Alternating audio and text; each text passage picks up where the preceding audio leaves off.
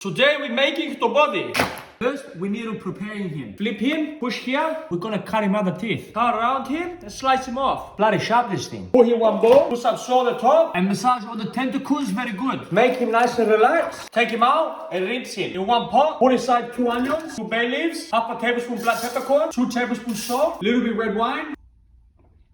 And 1 cup red wine in here. Now fill him up with water and then bring him to the boil. Slowly, slowly, we're gonna dip his legs inside. We're gonna do it a couple times. It's gonna be a little bit curly. They say the curls, they get the girls. Now drop him inside, turn him down the heat, and leave him simmer roughly 1 hour. When he's soft, take him out, pull him down. For the marinade, start with 300 ml lemon juice, 300 ml Greek olive oil, 1 tablespoon Greek oregano, put some crushed garlic, and mix him up. Cut him some nice pieces. Put your octopus, the marinade.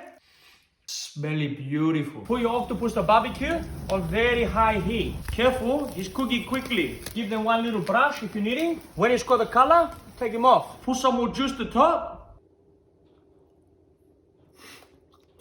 It's bloody beautiful, mate.